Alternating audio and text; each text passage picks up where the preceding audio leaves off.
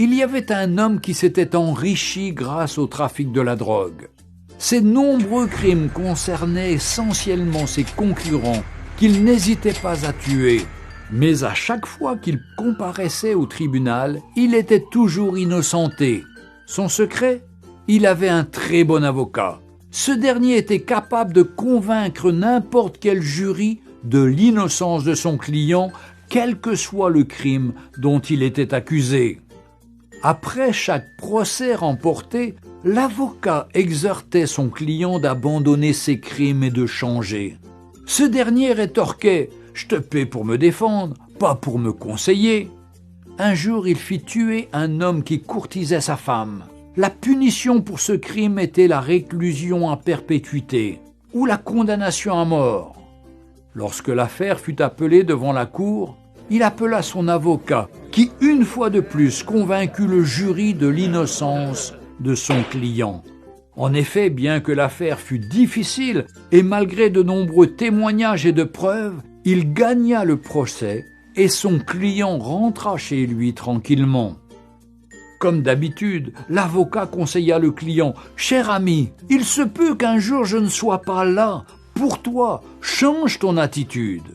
Et attention, je suis ton patron et non ton fils. Va donner tes conseils ailleurs, lui répondit son riche client avec orgueil. Un jour, il récidiva en tuant un pasteur qui militait contre le trafic des drogues.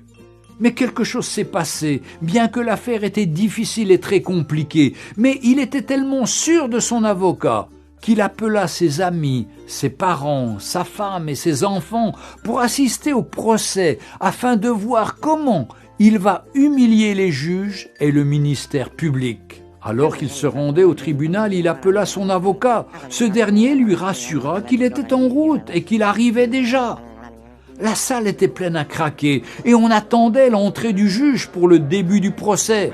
Et lorsque l'huissier fit lever l'assistance pour l'entrée du juge président, le trafiquant de drogue fut glacé de constater que c'est son avocat qui est sur le siège du jugement en tant que juge président de la cour. Il n'était plus un avocat, mais un juge. Lorsqu'on annonça l'ouverture du procès, le juge leva la tête et dit « Hier, j'étais votre avocat, donc je me suis battu pour vous, même lorsque vous étiez coupable. Mais aujourd'hui, je suis un juge et mon jugement doit être équitable. » Les larmes aux yeux, l'homme riche supplia le juge, mais celui-ci lui répondit « Tu as eu ta chance lorsque je te donnais des conseils, mais tu ne m'as jamais écouté et tu n'as jamais changé de vie. Désormais, tu subiras la rigueur de la loi. » L'homme fut condamné à mort pour assassinat et trafic de drogue.